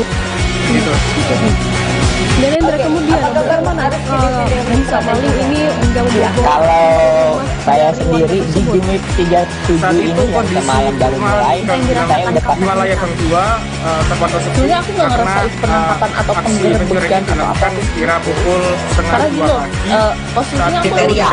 Jadi kita mengenal disebut dengan stroke yang tidak berdarah dengan stroke yang berdarah. Stroke yang tidak berdarah itu biasanya ditandai dengan adanya penyumbatan. Penyumbatan di sini mungkin pikirnya tidak ke situ kali ya, tapi kalau di Korea atau di Kamboja itu ada beberapa paper yang saya itu mas ya dulunya tukang koran. Oh gitu ya. Ya saya baca itu kan pernah baca ya. Jadi kalau saya jadi tangga itu Saat kejadian anak ini dijadikan sebagai tersangka dari warga ini, apakah Ya, dari warga kalau sendiri tidak mendengar adanya ini kita bicara yang di luar kasus Situbondo ya. dengan hujan shower, di mana terdapat batas jelas antara daerah hujan dan tidak hujan yang biasanya terjadi pada fase awal master stage atau tahap Berbahaya dewasa. itu Kang. Jadi mulai artinya terjadinya perlembekan. Nah itu untuk penetrasi akan sulit. Dok, saya ini menurut saya memang tidak mudah, bukan urusan tanah diambil. Kalau misalnya Amerika Serikat sekarang, Rasulullah mengatakan dalam sebuah hadis bahwa berpuasa di 6 hari Syawal itu. Oke, apa kabar Bang Aris di sini untuk strateginya?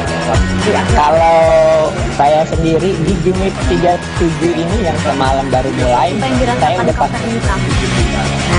Dulu aku nggak ngerasain penangkapan atau penggerbegan atau apapun itu. Karena gini loh, posisinya Diphtheria. Jadi kita mengenal disebut dengan stroke yang tidak berdarah dengan stroke yang berdarah. Stroke yang tidak berdarah itu biasanya ditandai dengan adanya penyumbatan. Kalau itu penyumbatan di sini mungkin pikirnya tidak ke situ kali ya. Tapi kalau di Korea atau di Kamboja itu ada beberapa paper yang saya itu Mas. Ya. Bukan pasangan bukan suami. Gitu ya. Ya, saya baca itu Pak. Kan pernah baca kan. Di Kota Ambon pada 11 November.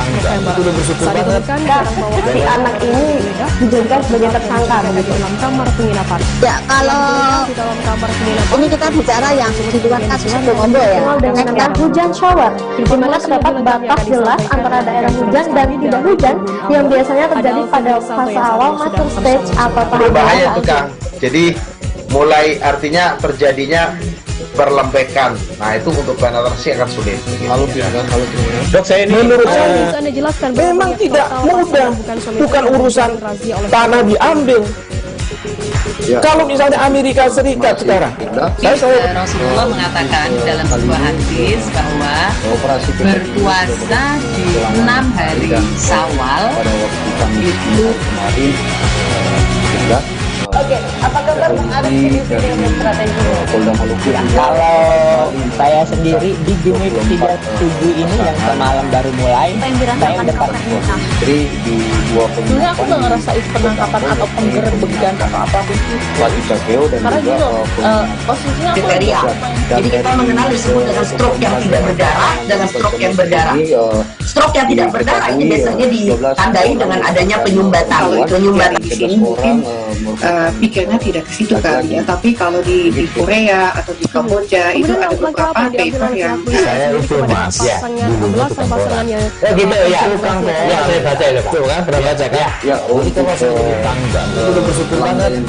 Si anak ini dijadikan sebagai tersangka begitu. Mereka langsung Ya, kalau ini kita bicara yang di luar kasus Situbondo ya. Dengan hujan shower, di mana terdapat batas jelas antara daerah hujan dan tidak hujan yang biasanya terjadi pada fase awal master stage atau tahap berbahaya dewasa. itu Kang.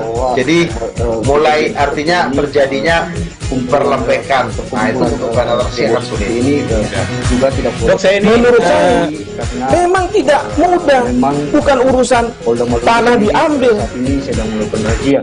Jadi Terima kasih setelah Anda masih mereka bersama kami di live update. Kita beralih ke melakukan informasi pembinaan selanjutnya, Saudara. dan dilakukan, Sepeda motor milik warga bernama penjarahan Dwi Wahyuningsih, kepada pulang 45 orang tahun, ini, dan Muhammad Rozik, mereka warga Jalan langsung, Himalaya Gang 2, Kelurahan Tribunluar, Kecamatan suruh Kademangan, pulang, Probolinggo, hilang di Gunung Maling pada Rabu 10 November. dengan syarat Diketahui apabila Dwi dan perbuatan Rozik bertetangga, ini rumah diulang keduanya lagi, juga maka berdampingan. mereka Informasi mereka lebih akan lengkapnya akan diposisikan disampaikan hukum. oleh rekan jurnalis kami dari Surya kemudian Dr. selain Adi razia ada pasangan bukan Daniel suami istri, Kusuma apakah yang saat ini di sudah hari itu tersambung ada bersama kami? juga razia Halo, yang Daniel. lain yang digelar oleh pihak Polda Maluku di Kota Ambon sendiri? Ya, untuk razia sendiri hari itu juga dilakukan. Daniel, bisa Anda jelaskan bagaimana cerita dari kesaksian dari korban sendiri saat mengetahui pertama kali motornya hilang? Ya, mulanya korban bernama Dwi melihat postingan saudara Rozik, yaitu tetangganya sendiri, mereka rumahnya berdampingan. Setelah itu, saat melihat status Muhammad Rozik itu soal kehilangan motor, Dwi tidak sadar bahwasanya dia juga mengalami nasib serupa. Akhirnya dia mencoba untuk memastikan kabar pencurian itu ke Muhammad Rozik. dan tetangga lain sampainya di depan teras ternyata dia tidak melihat motor Honda Genio miliknya terparkir di teras. Begitu. Dan Indra lantas, perkiraan waktu pencurian dari Anda jelaskan terkait hal ini. Atas laporan Anda, selamat waktu bertugas pencurian diperkirakan pada dini hari. Kita beralih ke karena informasi selanjutnya, Dwi maupun Rosif baru mengetahui bahwasanya belum menemukan lahan pengganti alternatif untuk pembangunan alun-alun Kepanjen. Alhasil realisasi pembangunan alun-alun pertama di Kabupaten Malang dan Indra kemudian bagaimana padahal usia Kabupaten Malang sendiri saat ini sudah menapaki 1.261 tahun tersebut. Bupati Malang Muhammad Sanusi menjelaskan pihaknya sebenarnya telah bernegosiasi dengan pemilik lahan. Namun negosiasi tersebut menemui jalan buntu lantaran pemilik lahan tidak bersedia menjual lahannya. Saat itu tidak ada informasi lebih lengkapnya akan disampaikan oleh rekan jurnalis kami dari Surya Malang. Ada Erwin Wijaksono yang saat ini sudah bersambung sama kami. Halo Erwin. Rumah Dwi maupun Muhammad Rosif. Mereka bisa Anda jelaskan mengapa pembangunan alun-alun pertama di Kabupaten Malang sendiri belum juga dilakukan? Dengan cara merusak baik, terima kasih. Ya, kendati Kabupaten Malang telah menapaki usia 1000 tahun lebih. Dukanya seperti itu. Kini wilayah seluas 33 kecamatan. Saat kejadian maling itu membobol pintu dari warga ini, apakah dari warga sendiri tidak mendengar adanya suara-suara aneh begitu? Di belakang kantor ya, menurut keterangan dari korban, ada sejumlah alasan-alasan yang dia tidak mendengar suara apapun saat pencuri itu melakukan pembobolan dengan cara merusak gembok maupun merusak rumah kunci motor dengan kunci T. Saat itu dia dan keluarga sedang tertidur lelap gitu. Alasan Baik, Tribuners, jurnalis kami tadi juga sudah menghimpun keterangan dari seorang korban bernama Agus Mantri dan berikut liputannya untuk Anda. Kemudian ketika realisasi pembangunan alun-alun ini mulai dibahas, Pemkab menemui kendala seperti pembebasan lahan yang tak kunjung menemui titik terang dalam negosiasinya. Terus kemudian Pemkab Malang masih memikirkan berbagai cara untuk bisa merasakan rencana yang sudah diwacanakan sejak pemerintahan Bupati Renda Kresna pada beberapa tahun silam. Motornya posisi terkunci sama pagernya. Erwin, kemudian apa yang dilakukan oleh Pemkab Malang sendiri saat ini untuk mengatasi masalah tersebut? Benang merah yang sebenarnya masalah belum terrealisasinya alun-alun ini adalah proses pembebasan lahan yang belum. Puluhan pasangan bukan suami istri diamankan oleh pihak Polda Malang di dua penginapan di Kota Ambon pada Kamis 11 November. Saat ditemukan barang bawaan puluhan orang itu digeledah beserta tempat yang mencurigakan di dalam kamar penginapan. Setelah digeledah di dalam kamar penginapan, puluhan orang tersebut kemudian digelandang menuju markas Polda Maluku. Informasi lebih lengkapnya akan disampaikan oleh rekan jurnalis kami dari Tribun Ambon. Ada Alvin Risanto yang saat ini sudah tersambung sama kami. Halo Alvin. Bisa dijadikan untuk pembangunan alun-alun pertama di Kabupaten Malang ini. Begitu, Firda. Halo Firda, halo Tribun. Arwin, kapan sebenarnya Alvin bisa Anda jelaskan berapa banyak total pasangan bukan suami istri yang terjaring razia oleh Polda Maluku ini? Dari Sekretaris dan Bupati Malang. Terima kasih Firda. Beliau Sanusi menerangkan bahwasanya kali ini kajian-kajian mengenai operasi PKT ini sudah berlangsung selama 6 hari dan pada waktu Kamis dini hari kemarin. Namun dia Firda berupaya agar polisi pada tahun dari 2022 Polda Maluku juga kembali mengamankan 24 pasangan bisa dimulai dan penentuan lahan-lahannya sudah ditentukan di dua penginapan di Kota Ambon, yakni penginapan belum ada Batu Capeo dan juga informasi yang jelas Coklat. Dan dari 24 pasangan alun-alun Kabupaten Malang ini bisa diketahui 13 orang merupakan perempuan. Baik, terima kasih rekan jurnalis dari Surya Malang. Dan tadi Tribuners jurnalis kami juga sudah menghimpun keterangan dari Bupati Malang Muhammad Sanusi. Langkah apa yang diambil oleh pihak kepolisian sendiri kepada pasangan belasan pasangan yang terjaring razia kali ini? Tanahnya itu belum bisa dilakukan sehingga langkah yang diambil oleh Polda Maluku sendiri ya karena waktu pembebasan tanah terus izin ke provinsi dari RT/RW-nya ada perubahan seperti pergeseran gitu, dari pergeseran koordinat sehingga yang di belakang ini pengadaan tanah tidak bisa dijalankan dan pemilik tanahnya tidak ada yang mau dijual gitu. Sampai sekarang sekarang, kalau di belakang ini susah. Memang Nah, ini dikaji ulang. Dikaji ulang nanti mana yang tepat strategis untuk alun-alun. Waktu yang dilakukan pencerahan kepada ya di 2022 ini mereka langsung ya nanti ada pulang di Kepanjen lah, kantor di sini, ini kan dekat kantor.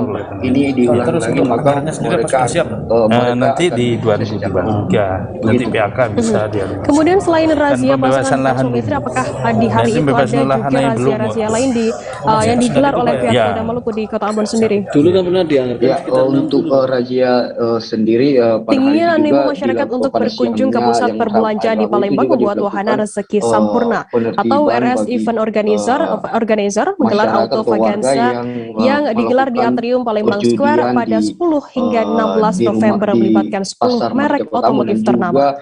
Direktur WRS Rizal Mulyana mengatakan selama kegiatan berlangsung juga akan dimeriahkan oleh live music, lomba fashion show dengan tema otomotif dan lain sebagainya. Informasi lebih lengkapnya akan disampaikan oleh rekan jurnalis kami dari Tribun Sumsel. Ada Hartati yang saat ini sudah tersambung sama kami. Halo Hartati. Tapi mereka langsung diberikan arahan penggunaan agar tidak mengulangi perbuatannya lagi dan tidak boleh minuman keras di pinggir jalan di Kota Ambon. Begitu Fira. Baik, terima kasih rekan jurnalis dari Tribun Ambon Alvin Risanto atas laporan Anda. Selamat bertugas kembali.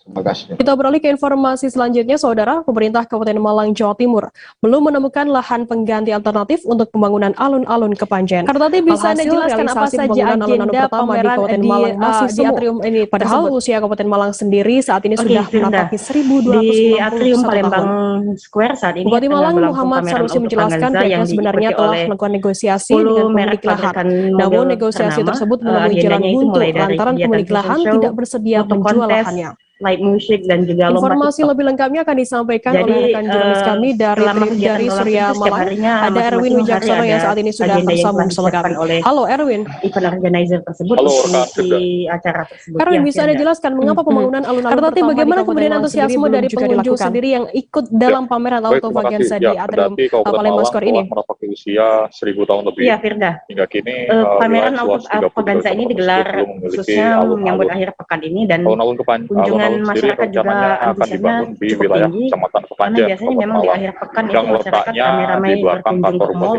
bersama keluarga. Namun ada salah satunya di akhir tahun ini biasanya mereka memanfaatkan adanya juga yang mendapatkan bonus dari gaji untuk membeli unit baru, dan di akhir tahun ini juga dulu pada saat awal sejumlah pabrikan kendaraan bermotor itu mengeluarkan mobil terbarunya sehingga meningkatkan minat masyarakat untuk mengetahui seberapa bagus produk mobil yang terbaru ini sehingga mereka menyesuaikan dulu budgetnya, apakah mereka akan membeli secara cicilan ataupun secara tunai. Kemudian promo menarik apa saja Hartati yang dihadirkan dari masing-masing brand mobil agar bisa menjual unit sebanyak mungkin gitu? Memikirkan berbagai cara untuk rekan Firda, dari sejumlah rencana yang sudah otomotif ini mereka menyediakan promo menarik mulai dari pemerintahan Bupati Renda Kresna pada beberapa tahun dan juga begitu. Erwin, kemudian apa yang dilakukan oleh Pemkab Malang sendiri saat ini untuk mengatasi cicilan masalah ringan mulai tersebut? dari 2 jutaan hingga 3 jutaan dan juga beragam promo menarik mulai dari gratis servis, gratis part dan lain-lainnya.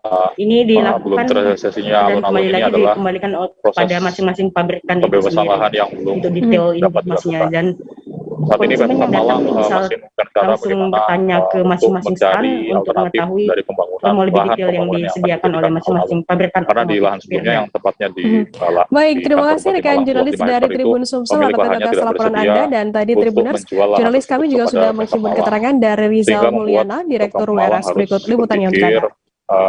Saya Rizal Mulyana, Direktur Utama dari PT Wahana Rezeki Sempurna yang sudah hampir 20 tahun menyelenggarakan event UMKM industri kreatif nasional di berbagai provinsi.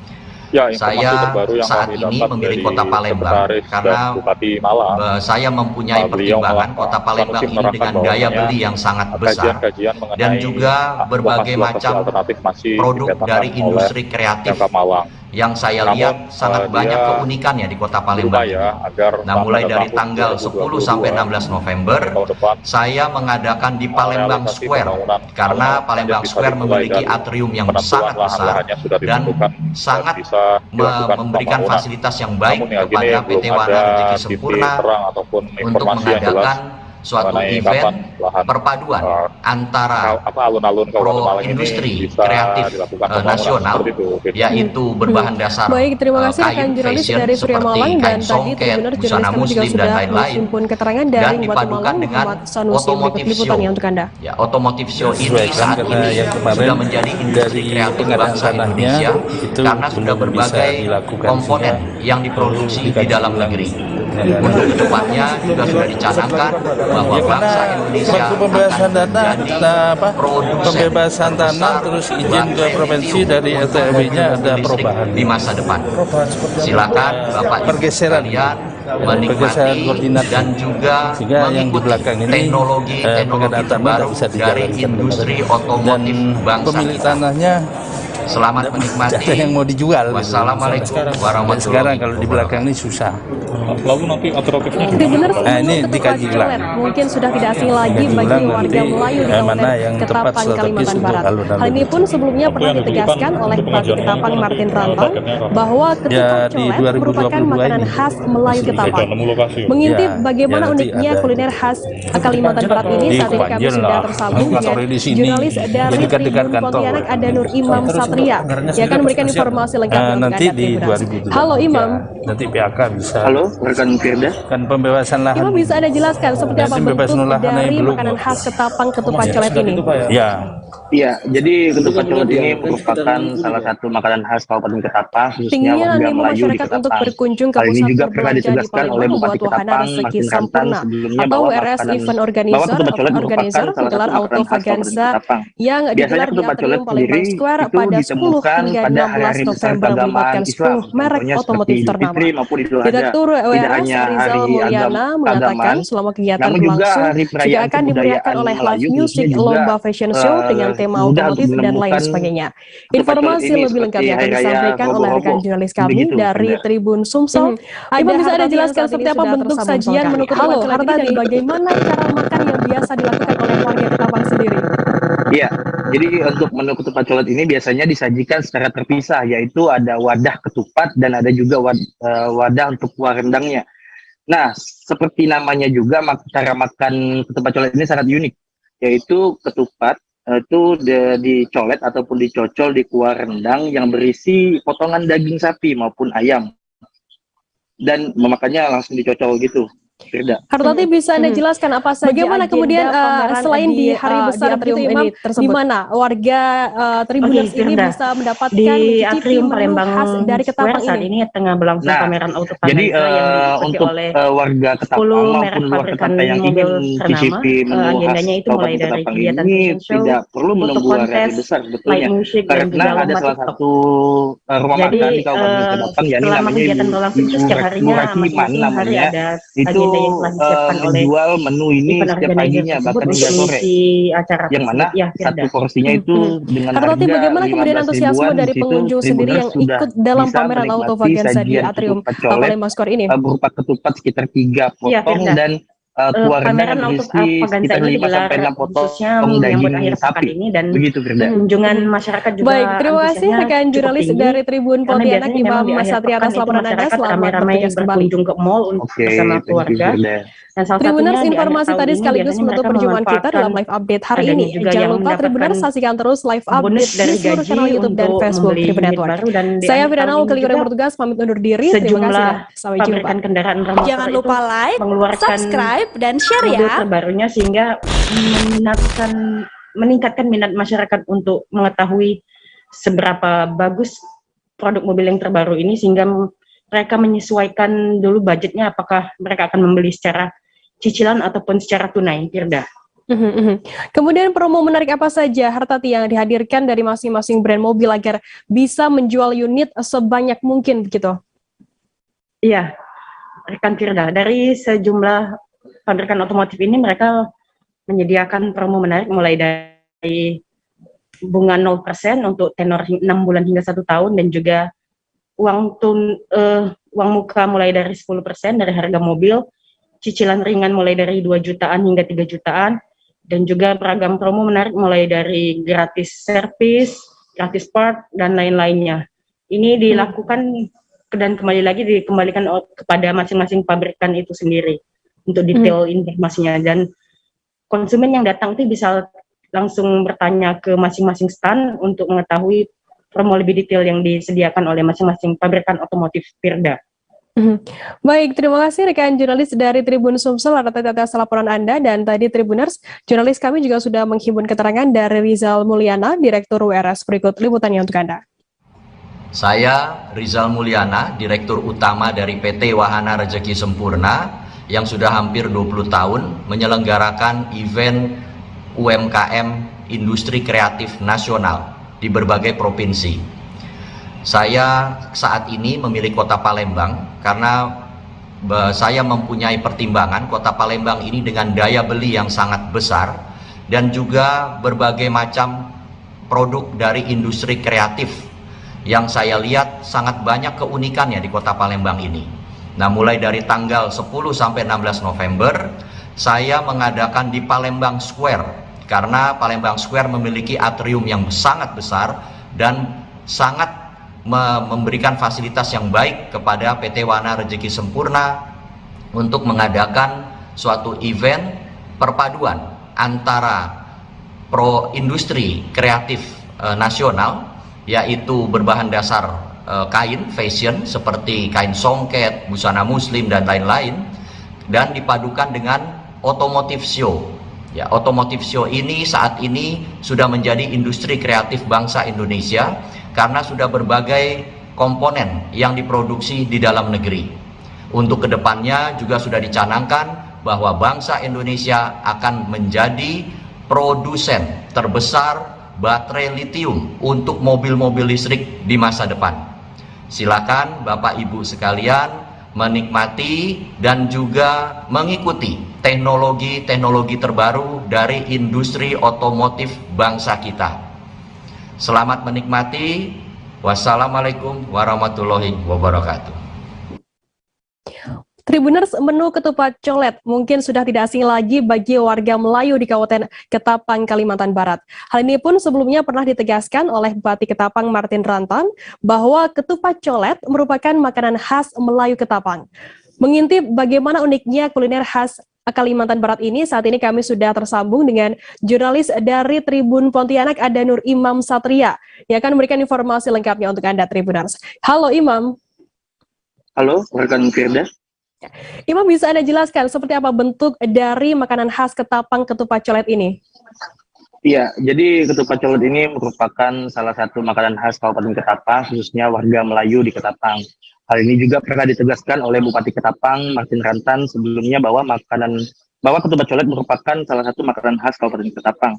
Biasanya ketupat colet sendiri itu ditemukan pada hari-hari besar keagamaan Islam, contohnya seperti Idul Fitri maupun Idul Adha. Tidak hanya hari keagamaan, namun juga hari perayaan kebudayaan Melayu, khususnya juga mudah untuk menemukan ketupat colet ini seperti Hari Raya Robo-Robo, begitu, Firda. Imam, bisa Anda jelaskan seperti apa bentuk sajian menu ketupat colet ini dan bagaimana cara makan yang biasa dilakukan oleh warga Ketapang sendiri? Iya. Jadi untuk menu ketupat colet ini biasanya disajikan secara terpisah, yaitu ada wadah ketupat dan ada juga wadah untuk kuah rendangnya. Nah, seperti namanya juga cara makan ketupat colet ini sangat unik, yaitu ketupat itu dicolet ataupun dicocol di kuah rendang yang berisi potongan daging sapi maupun ayam, dan memakannya langsung dicocol gitu, Firda. Bagaimana kemudian selain di hari besar begitu Imam, di mana warga Tribuners ini bisa mendapatkan mencicipi menu khas dari Ketapang ini? Nah, jadi untuk warga Ketapang maupun luar Ketapang yang ingin mencicipi menu khas Kabupaten Ketapang ini tidak perlu menunggu hari besar sebetulnya, karena ada salah satu rumah makan di Kabupaten Ketapang, yakni namanya Ibu Rakiman namanya. Itu menjual menu ini setiap paginya bahkan hingga sore, yang mana satu porsinya itu dengan harga 15 ribuan. Di situ Tribuners sudah bisa menikmati sajian ketupat colet berupa ketupat sekitar 3 potong dan kuah rendang yang berisi sekitar 5-6 potong daging sapi. Begitu, Firda.